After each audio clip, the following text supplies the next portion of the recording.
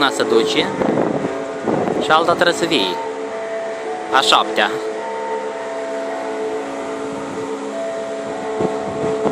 Iată aici betonul s-a turnat deja 6.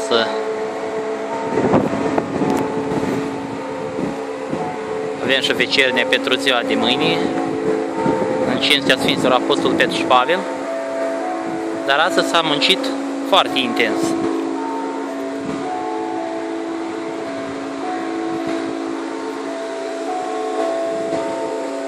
...50 de cuburi s-au turnat în a doua etapă. Prima etapă am avut 28 de cuburi. Când s-a pus talpa. Acum mergem în sus. Va mai trebui cam în jumătate, undeva la vreo 80 de cuburi de beton.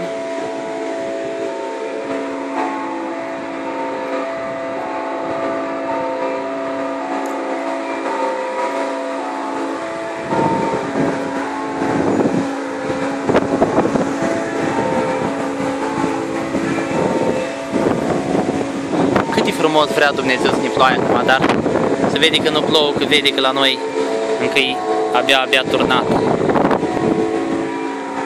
Măcar o jumătate de oră să mai ții ploaia, să întărească o leacă betonul.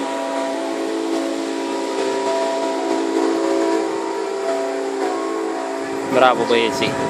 Au muncit, au legat aici, totul e conform regulii.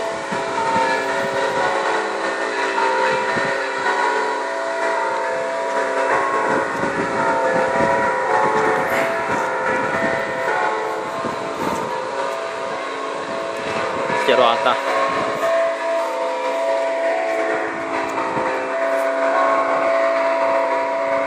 ...28 de metri lungime, avem 18 metri lățime,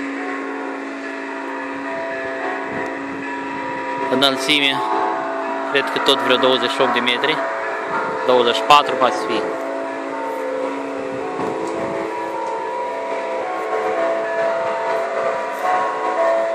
Acum băieții se odihnesc, sunt satisfăcuți.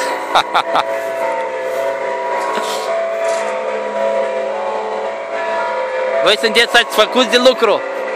De lucru da, dar de bani nu știi, da?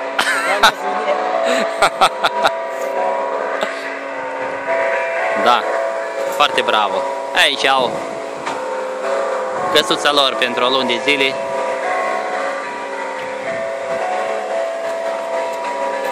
Muncitori băieții, păr de luță frumos.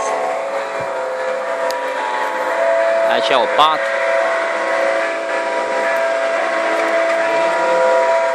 Gata, vine ploaia. Vine ploaia. Dar la noi se începe vecernia.